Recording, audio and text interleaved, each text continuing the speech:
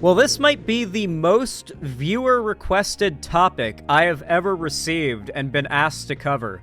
So viewer-requested that one of my fans wrote out an entire, outline of the drama, summarizing the backstory and including a bunch of relevant links to showcase, the narrative that's going on. The truth, the narrative, and the lies, right? Really neat. They titled it, everything. It's really cool. Conservatives are mad that English Paper Mario is now accurate to the Japanese source material. So Paper Mario, I believe, is, it's a Mario game. It's pretty obvious. Put out by Nintendo. And the whole point of it is it's sort of a little bit of an artistic and functional directional change for most Mario games. The whole idea is that, you're in a paper world, and a lot of the mechanics apply to this, cardboard cutout paper drawing world. And it's got some neat mechanics and stuff. But apparently, in the original Japanese dub and writing and subtitles, it was very clear that a particular character was trans. Basically, effectively trans, basically a trans woman. And that didn't follow over originally when this game came out in the localization, in the dub, or the, translation of the subtitles. But then, today, they're apparently putting out, an update or a remake or a remaster of Paper Mario, and in it, they are going to properly localize the English subtitles and dubbing, such as that character is very clearly indicated to be trans, as they were in the original source material.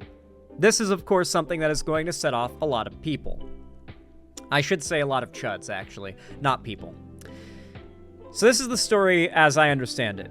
Vivian, a party member you recruit in the game, was not accepted by her sisters, as she was actually biologically male, but wanted to be seen as a shadow sister like them.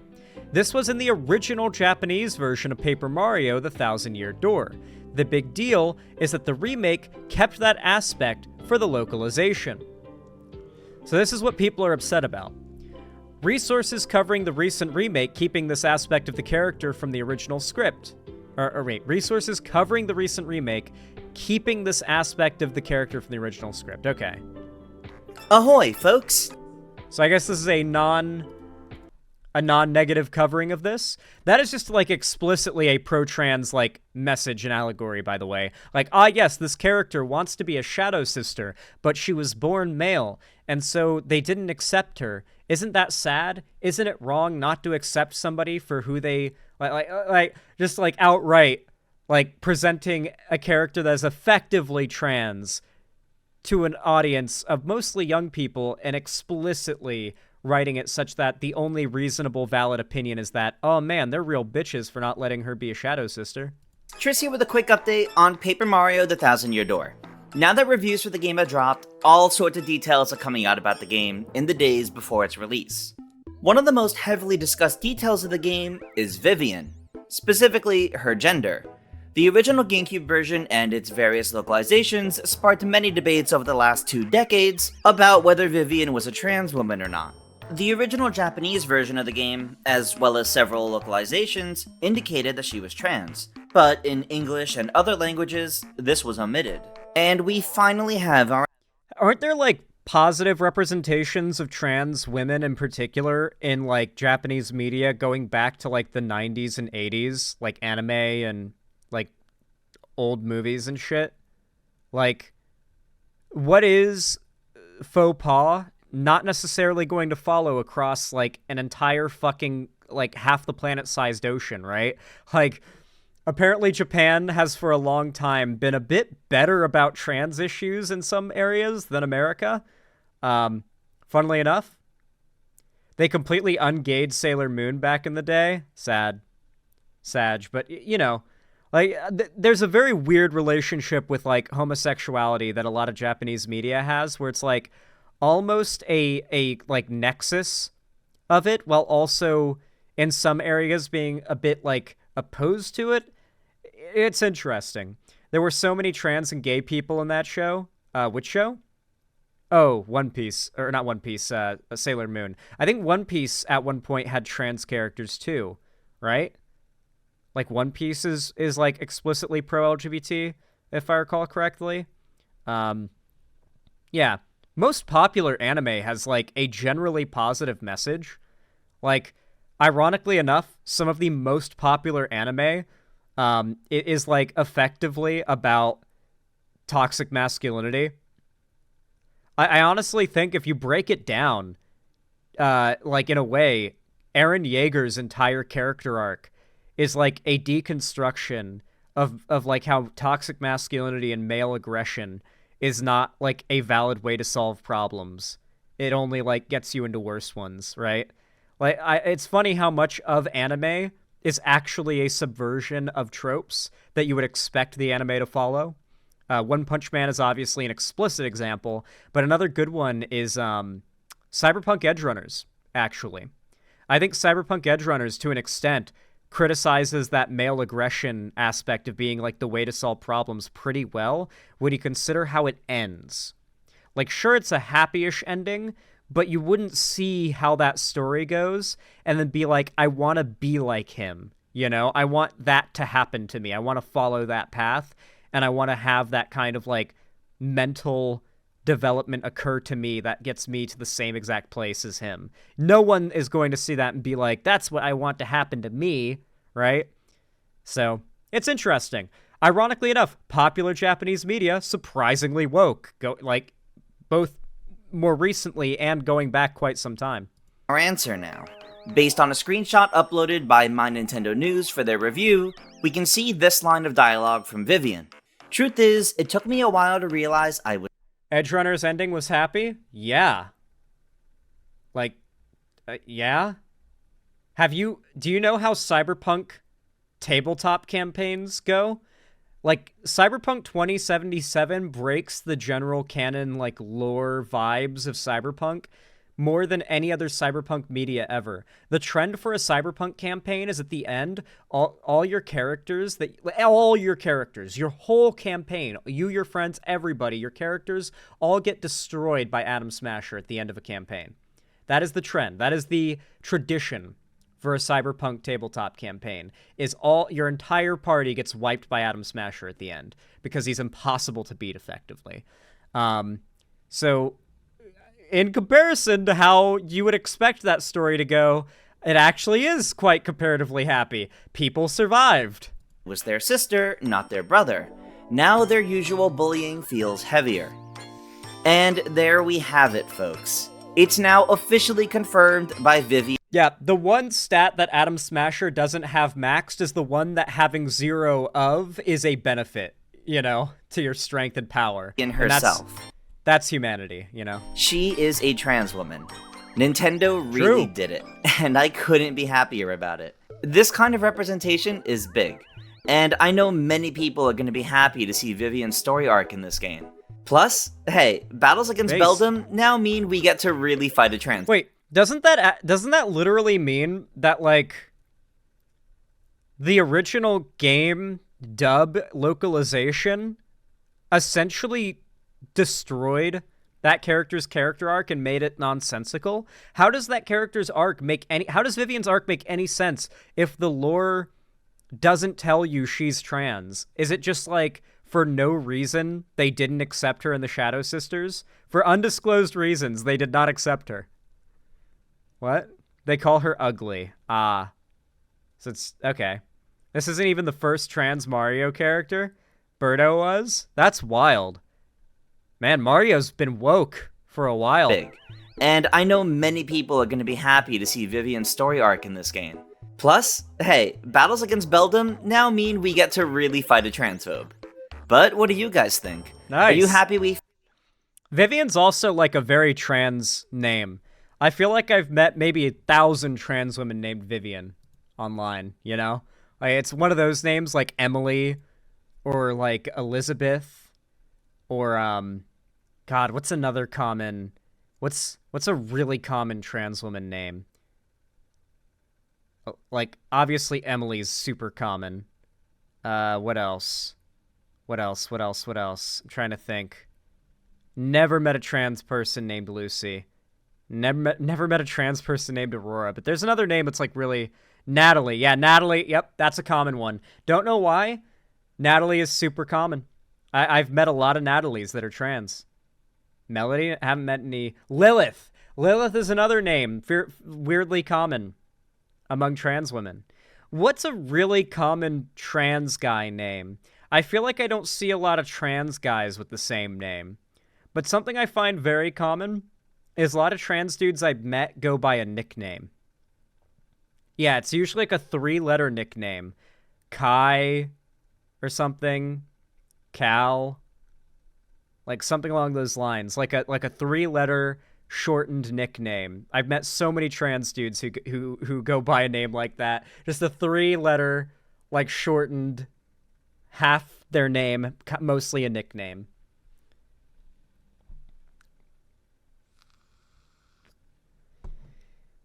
I don't know. Weirdly common. Not talking shit or anything. Just observing. Just observing. Oh my goodness gracious, this is not an edit. We won so hard. Oh boy, people are celebrating this. Truth is, it took me a while to realize I was their sister, not their brother. Now their usual bullying feels heavier. Aww. That's just explicit, isn't it? That is just explicitly a trans character. The current cope is that in the original Japanese version, they were just a cross-dresser or a femboy. I provided the original Japanese script from TCRF where you can see Vivian is shunned and punished for wanting to be seen as a shadow sister when her sisters consider her a man. These are the lines. One of the shadow sirens, Vivian suffers from a bit of an inferiority complex. That's Vivian. She's the youngest of the 3 shadow sirens. We are the 3 shadow sisters, shadow beauties, the 3 shadow sisters, the 3 shadow beauties. What, Vivian? What did you say? We're the shadow trio. Vivian, you nincompoop. What are you babbling about? It's shadow sirens. Where are these 3 sisters? Aren't you a man? I don't see 3 beauties, I see 2, but then there's you, and you're plug ugly. Oh, I'm sorry, sis, it was an accident. All right, sis, I'm sorry. It's just, you always call us lovelies and all. So yeah, it seems like they're just all really mean to her. And she's just trying to, she's just kind of a bottom, low-key. Look at this line. Ah, gee whiz, I hate being punished. That's bottom writing right there. They knew what they were doing. Okay, interesting. Mario pronouns guy coping and having a meltdown. Check the rest of the Twitter replies on his feed. Mario pronouns guy. Huh? No, Vivian isn't a transgender. Vivian was always a joke character, a cross-dresser, not a transgender. He's a dude who is very effeminate, and so his friends make fun of him for it. That's it. It's just another situation to how when Link had to dress like a chick in Breath of the Wild. Nintendo isn't woke. From Switchplayed. YouTuber and editor, channel Switchplayed 5. Guy's got 218 followers. No wonder he's a YouTuber and editor. Bro doesn't have a big enough channel to just be a YouTuber. He has to edit on the side. How else are they coping? What else is the cope? I want to see the rest of the cope. Feed me. Someone replied to that tweet, "These two things aren't anywhere near the same. Vivian feels right being a woman. Link cross-dressed because it was to save the world. I don't think that it's woke to just have characters who are trans." Yeah, Link cross-dressed to get into like a gender-segregated like town. Sure, it's not very like comparable. But also like the femboy Link from that like segment of the game has been memed to hell and back. Like you're never taking away femboy Link from the LGBT community. That exists forever now. What is better, Xanderhall? Beavis voice or his Alex Jones voice? Or what is better, Xanderhall Beavis voice or his Alex Jones voice? You mean my butthead voice? Or my Alex Jones voice? Well, I don't like 'em putting chemicals in the water that turn the friggin' frogs gay. You hear me? It's freaking bullcrap. Gay frogs.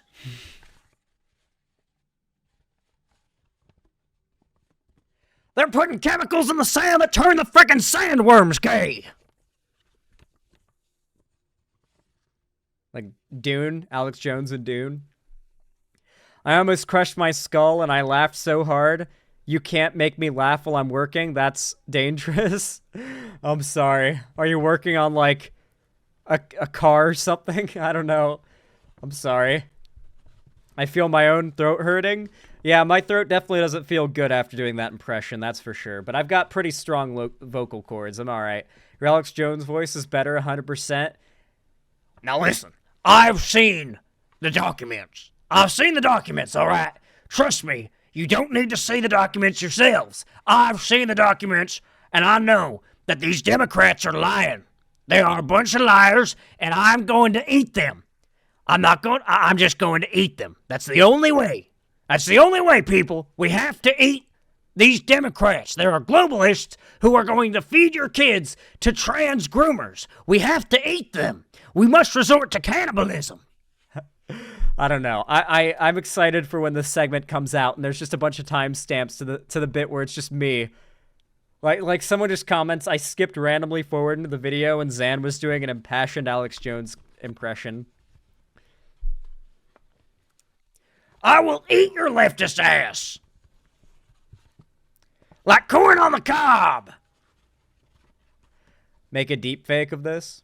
Butthead would clown the fuck out of Alex Jones. Hey,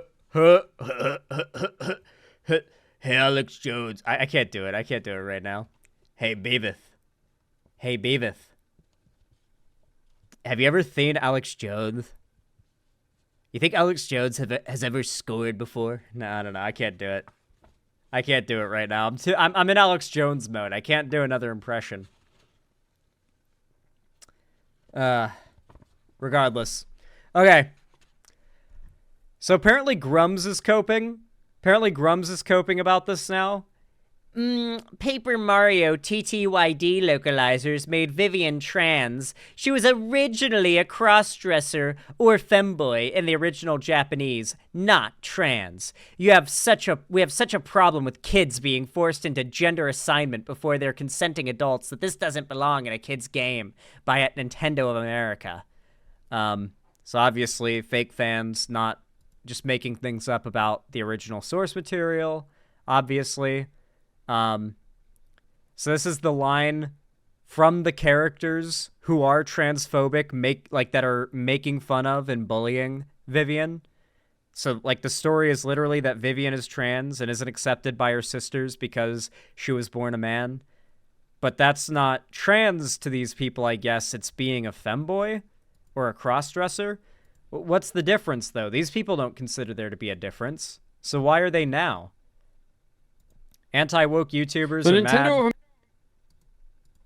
Why is it now that, like, it's the right constantly arguing that, like, art has to be changed to fit their ideas and their beliefs so they aren't offended? Like, they're offended that there are trans people. Let's not, like, pretend it's anything other than that. They have been offended that a piece of media has something in it that offends them, and they are trying to call for a boycott such that the thing that offends them can be removed from that media because they're too sensitive to play or consume a piece of media that contains something that offends them. That is the reality of it. America localization for Paper Mario, the 1,000-Year Door remake appears to have transgendered the character of Vivian. Before we get to this, I'd like to ask you, please hit that subscribe button. Hit that. Man, gamers wearing, like, a fucking hat with a cross on it. Never not going to be a hilarious, like, imagery. Like, do Christian gamers not know that, like, video games were demonized by American Christians to the point of, like, actively pushing for their full, unrestrained, banning of video games? Like, that was being pushed for by conservative Christians as, like, the line to toe for all of the 90s and 80s. D&D, satanic, ban it. Video games, satanic, ban them. Pokemon, satanic, ban it. But now these guys are like, I love Pokemon and Jesus. Okay. That bell for notifications so don't miss any of our future videos here at Pikachu is my favorite Pokemon and Jesus Christ is my savior. The Trent Report. Wrote this up over at thatparkplace.com. Yeah, they've also appropriated heavy metal, or at least tried to as well. Like, conservative Christians tried to ban heavy metal for decades, and now they're like, heavy metal has always been conservative. Death metal, like, all that shit, always been conservative. Like, what do you mean? Counterculture is when anti-woke, and it's like, no. Conservative Christians have been the ones rallying against this stuff for the longest time.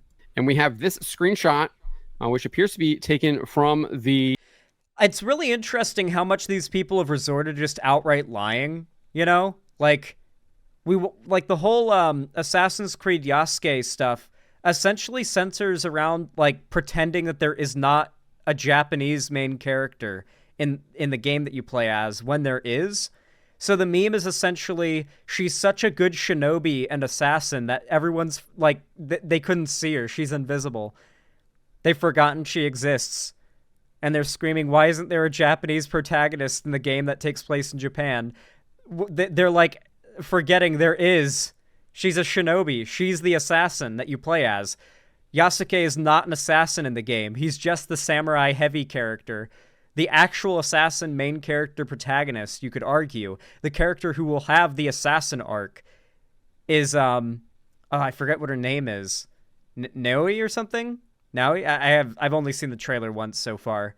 Like, funnily enough, most of the conversation happening around this game is only, like, most of this game's publicity is being brought to it by the hate push, you know?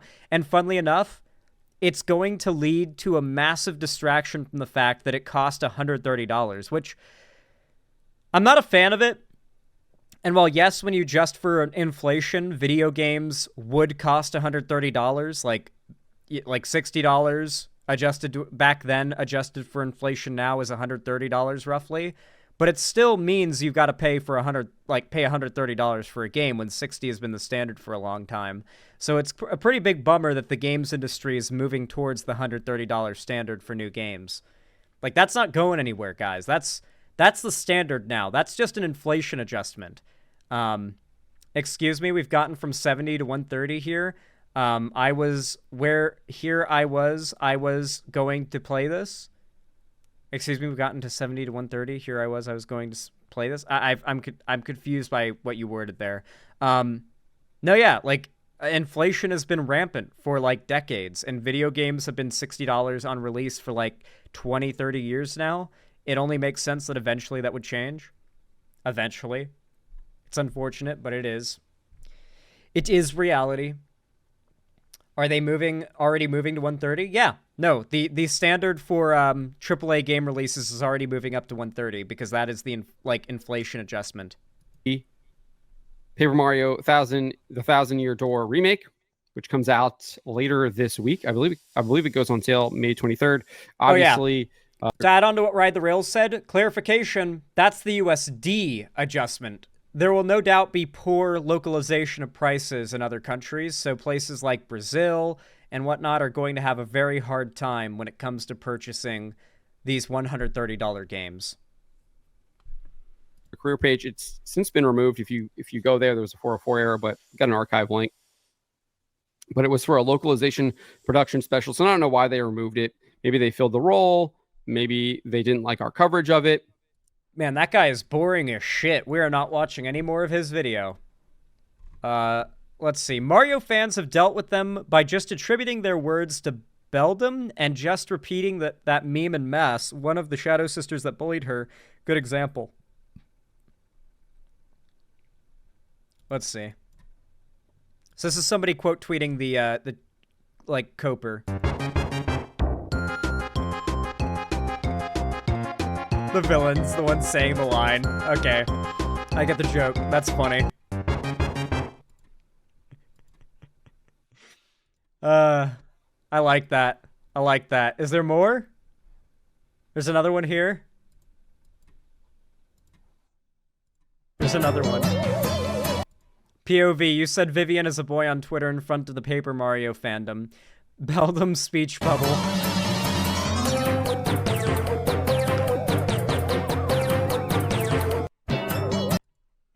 Dude, that's fucking fantastic. Unironically, I love that villain design, though. That is a fucking hilarious villain design, I'm not gonna lie. Just... He looks like a Smiling Friends character a little bit, you know what I mean?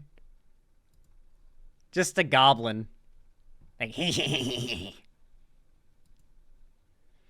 no way $100 plus gotta be for the special/deluxe editions. I'm sorry, guys. Get used to it. AAA game releases are going to be $130. And it's only going to be more prevalent. And the prices are only going to go up because inflation. Don't you love capitalism, guys?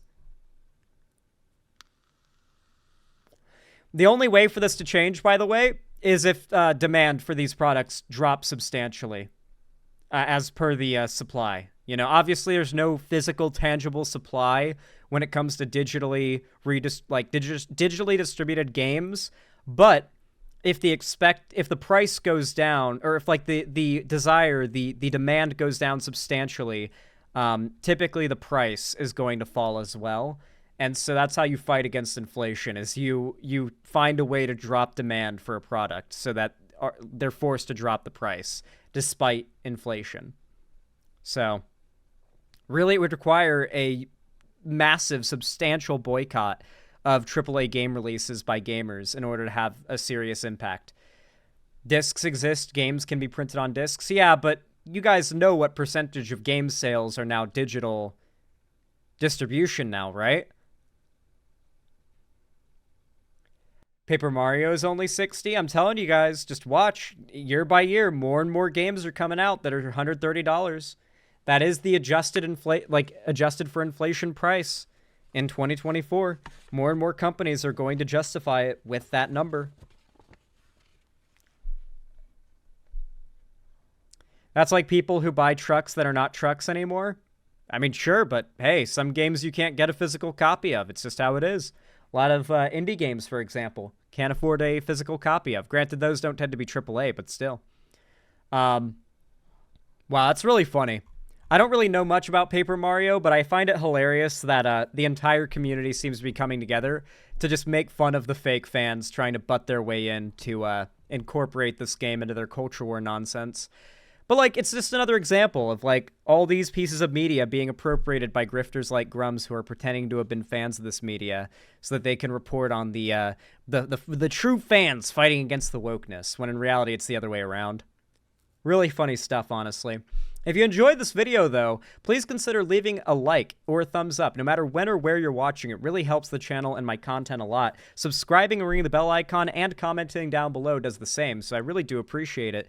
And of course, if you haven't already, please consider following my social medias linked down below in the description. And of course, consider supporting me financially if you haven't already by donating, subscribing, or gifting a sub on my website, xanderhall.com/live. Or you can support me financially through YouTube, Twitch, Streamlabs, StreamElements, Patreon, or buying merch on my Streamlabs merch page linked down below. And you can also, if you haven't already, join the main hub of my fan base, which is my Discord server, linked down below in the description. It's totally free. I host watch parties, game events, and call-in streams there, as well as announce all my new uploads and streams. So you won't miss anything if you've got notifications turned on there. Please consider joining if you haven't already. And I hope you enjoyed, and I hope to see you again soon.